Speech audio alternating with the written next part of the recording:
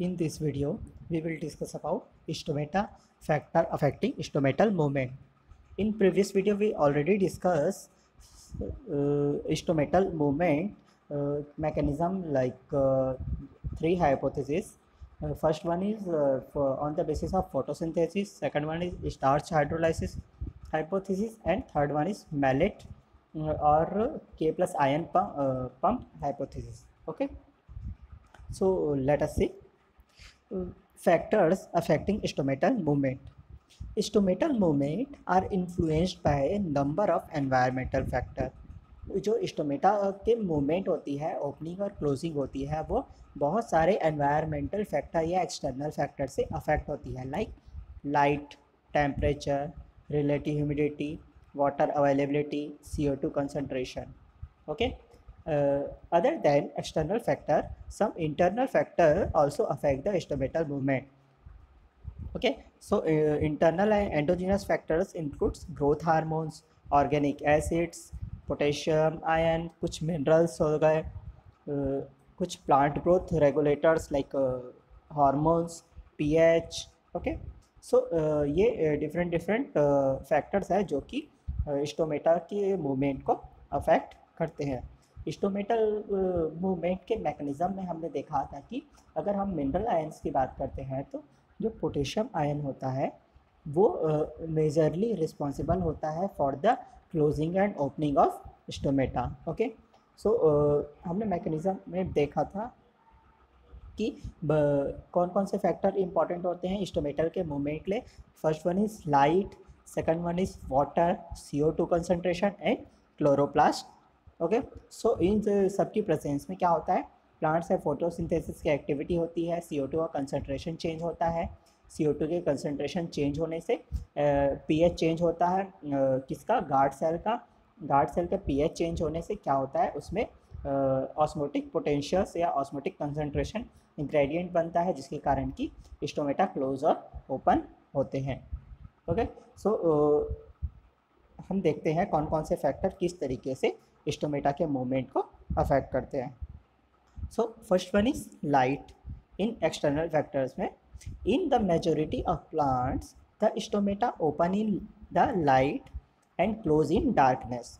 अगर हम in general बात करें तो जो प्लांट्स के स्टोमेटा होते हैं जनरली लाइट में क्या होते हैं, वो ओपन होते हैं और डार्क में क्लोज हो जाते हैं. The light intensity required for stomatal opening is quite low. जो लाइट की इंटेंसिटी होती है वो बहुत लो इंटेंसिटी की लाइट की ज़रूरत पड़ती है स्टोमेटा के ओपनिंग के लिए. Even moon light is sufficient in some cases.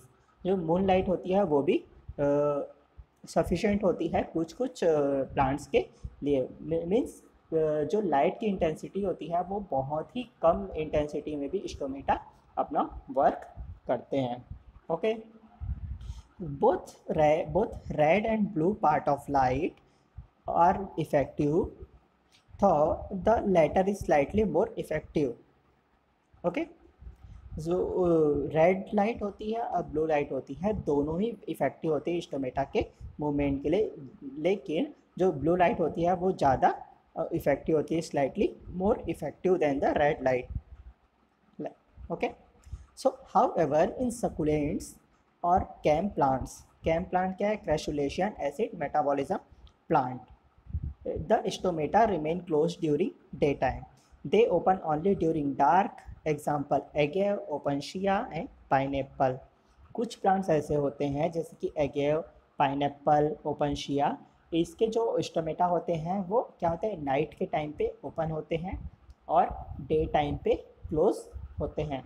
जो इन प्लांट्स में क्या करता है, मॉइस्चर का कंजर्वेशन करने के लिए ये एडेप्टेशन होता है सकुलेंट प्लांट्स में. ओके, सो इस प्रकार से जो लाइट होता है वो स्टोमेटा को के ओपनिंग और क्लोजिंग को अफेक्ट करते हैं. Next one is temperature. At 38 to 40 degree centigrade stomata can open in complete darkness. Okay, temperature भी स्टोमेटा की क्लोजिंग और ओपनिंग को अफेक्ट करता है. Okay, while at 0 degree centigrade they remain close even in continuous light. Normally, high temperature above 30 degree centigrade reduces stomatal opening in many species. Okay, stomata का अगर temperature 38 to 40 degree centigrade हो जाता है तो जो stomata होता है वो कंप्लीट डार्कनेस मतलब रात के समय में भी ओपन हो जाते हैं, जबकि 0 डिग्री अगर सेंटीग्रेड टेम्परेचर होता है तो स्टोमेटा डे के टाइम पे भी क्लोज रहते हैं और कंटिन्यूस लाइट की प्रेजेंस में भी क्लोज रहते हैं। मतलब टेम्परेचर जैसे जैसे राइज होता है स्टोमेटा ओपन होते हैं, टेम्परेचर कम होता है स्टोमेटा क्लोज हो जाते हैं। ओके, अगर हम नॉर्मल टेम्परेचर की बात करें सो कोई भी normally high temperature above 30 degree centigrade reduces stomatal opening in many species. 30 degree centigrade से ज़्यादा अगर स्टोमेटा का टेम्परेचर होता है तो स्टोमेटल की ओपनिंग क्या होती है, वो रिड्यूस होने लगती है। Right, next one is atmospheric humidity या relative humidity. In humid environment the stomata remain open for longer period while in dry environment they remain closed for longer period। अगर एटमॉस्फेयर में ह्यूमिडिटी की condition है, atmosphere जो है humid है, okay, humidity percentage ज़्यादा है, सो स्टोमेटा क्या होते हैं लॉन्गर पीरियड के लिए वो ओपन रह सकते हैं।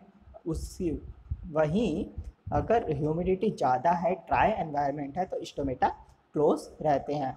ये क्या करते हैं, वाटर के बैलेंस को बनाए रखने के लिए ये एडेप्टेशन होता है प्लांट्स में।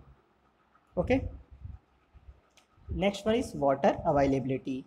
Plants undergoes water stress if availability of water is less than the rate of transpiration.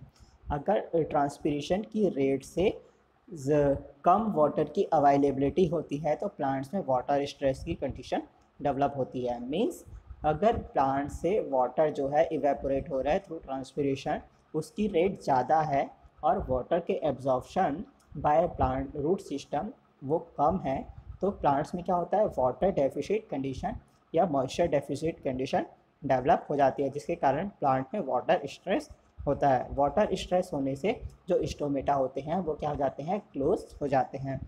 Water stress means water deficit और या फिर moisture deficit brings about stomatal closure due to abscisic acid and rise in diffusion pressure deficit of epidermal cell। Okay, जब plants में क्या होता है water stress की condition में एक ग्रोथ हार्मोन होता है एब्सिसिक एसिड ABA हार्मोन, उसका क्या होता है उसका सिंथेसिस शुरू हो जाता है। और स्टोमेटल मूवमेंट के वीडियो में मैंने बताया है कि एब्सिसिक एसिड किस प्रकार से स्टोमेटा की ओपनिंग और क्लोजिंग को के लिए रिस्पॉन्सिबल होता है। जो एब्सिसिक एसिड होता है उसकी सिंथेसिस होने से जो स्टोमेटा होते हैं वो क्लोज हो जाते हैं। Right, next one is mechanical shock. It causes closure of stomata. Plants में किसी प्रकार का अगर मैकेनिकल शॉक होता है तो उसके स्टोमेटा क्या होते हैं, क्लोज हो जाते हैं। एक साइंटिस्ट थे, नाइट साइंटिस्ट थे, इन्होंने यह पाया था कि अगर डिफरेंट टाइप के अगर मैकेनिकल शॉक्स प्लांट की रीफ्स को दिए जाते हैं, फॉर एग्जांपल रफली हैंडल करते हैं अगर प्लांट्स को हम, तो उसके स्टोमेटा क्या हो जाते हैं, क्लोज हो जाते हैं। ओके, इवन इसके अलावा रंध्रों जो स्टोमेटा होते हैं जिनको रंध्र कहा जाता है, उसके सराउंडिंग्स अगर कोई वुंड्स होते हैं या घाव होता है तो उनके होने पर भी इवन लाइट में भी स्टोमेटा होते हैं क्या हो जाते हैं, वो क्लोज हो जाते हैं। Next is CO2 concentration। Low CO2 concentration usually induces opening of stomata while high CO2 concentration closes the same। In some plants mere breathing over the leaves causes stomatal closure। Okay, CO2 का concentration किस प्रकार से stomata के movement को affect करता है। Okay, सो अगर मैंने जब स्टोमेटा की क्लोजिंग ओपनिंग की वीडियो में बताया था कि जैसे जैसे CO2 का कंसंट्रेशन बढ़ता है, क्योंकि CO2 का नेचर एसिडिक होता है तो गार्ड सेल के अंदर एसिडिटी बढ़ती जाती है, pH कम होता जाता है। ओके, सो pH कम होता जाता है तो जो स्टोमेटा है वो क्या होते हैं, क्लोज हो जाते हैं। ये जनरली कब होता है, ये होता है नाइट टाइम पे। और जब CO2 का कंसंट्रेशन कम होता है मीन्स जो रेस्पिरेशन से रिलीज CO2 है उसका यूज़ फोटोसिंथेसिस में हो गया, जिससे कि गार्ड सेल में CO2 का कंसंट्रेशन कम हो जाता है, जिससे pH क्या हो जाता है, बढ़ जाता है। गार्ड सेल का नेचर क्या होता है, अल्कलाइन हो जाता है। उस केसेस में स्टोमेटा ओपन हो जाते हैं। Okay, however, guard cells are sensitive to CO2 concentration only from the inner side, that is concentration in the leaf interior. Okay, so stomata of plant transferred to dark CO2 free environment will remain closed, but they will open in light when internal CO2 is utilized. Okay, so जो guard cell होती है बहुत ही sensitive होती है CO2 concentration के लिए। Okay, इसमें यह बताया गया है कि जो स्टोमेटा होते हैं प्लांट्स के, वो क्या करते हैं, डार्क में भी CO2 को क्या करते हैं, फ्री एनवायरनमेंट में क्या कर देते हैं, ट्रांसफ़र कर देते हैं, रिलीज़ कर देते हैं और अपने आप को क्लोज रखते हैं। ये कब होता है, डार्क पीरियड में। Okay, so next one is oxygen. It is essential for opening of stomata. Okay, oxygen भी किसके लिए रिस्पॉन्सिबल होता है, स्टोमेटा की ओपनिंग के लिए। Next is pH. Rise in pH is known to be required for opening of stomata, while a fall in pH induces closure of stomata. Okay, pH guard cell का कैसे कैसे बढ़ेगा, जब पीएच में CO2 का concentration ज़्यादा होगा, जिससे कि पीएच क्या होगा, कम होगा, क्योंकि CO2 का नेचर एसिडिक होता है और एसिडिक नेचर में पीएच क्या होता है, कम होता है। और जब CO2 का कंसंट्रेशन कम होता है तो पीएच ज़्यादा होता है। तो CO2 का कंसंट्रेशन कम होगा, पीएच ज़्यादा होगा, तो स्टोमेटा क्या हो जाते हैं, ओपन हो जाते हैं। और उसके जस्ट अपोजिट अगर CO2 का कंसंट्रेशन कम ज़्यादा होता है, पीएच कम होता है, उस कंडीशन में जो स्टोमेटा होते हैं प्लांट्स के, वो क्लोज हो जाते हैं। इसके अलावा गार्ड सेल का पीएच कैसे एसिडिक और बेसिडिक होता है, कम और ज़्यादा होता है। देखो, नाइट के टाइम पे डार्क पीरियड में क्या होता है, गार्ड सेल में H2 और CO2 प्रेजेंट होते हैं। दोनों एक साथ मिलकर रिएक्ट करके क्या बनाते हैं, H2CO3 कार्बोनिक एसिड, जो कि एसिडिक नेचर का होता है, जिसके कारण पीएच कम हो जाता है और नाइट के टाइम पे स्टोमेटा क्लोज हो जाते हैं। Next one is growth hormone.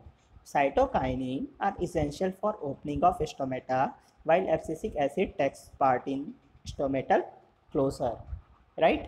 So hormones कैसे कैसे स्टोमेटा को कंट्रोल करते हैं। एब्सिसिक एसिड के बारे में मैंने डिस्कशन किया था कि एब्सिसिक एसिड का जैसे ही कंसंट्रेशन बढ़ता है, उसकी सिंथेसिस होती है, स्टोमेटा क्लोज हो जाते हैं।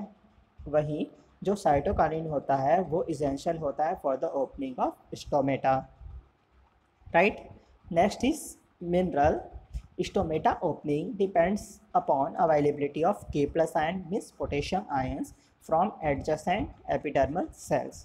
जो स्टोमेटा की ओपनिंग के लिए पोटेशियम आयन सबसे ज़्यादा इम्पॉर्टेंट होता है। पोटेशियम आयन की availability from the adjacent cell, means subsidiary cells या एसेसरी सेल से पोटेशियम आयन का इंटेक होता है गार्ड सेल में, जिसके कारण प्लांट्स के जो स्टोमेटा के गार्ड सेल होते हैं उसका ऑस्मोटिक कंसंट्रेशन इंक्रीज होता है, जिसके कारण कि जो गार्ड सेल होते हैं वाटर का इंटेक करते हैं और टर्जिट होकर के स्टोमेटा की ओपनिंग में के लिए रिस्पॉन्सिबल होते हैं।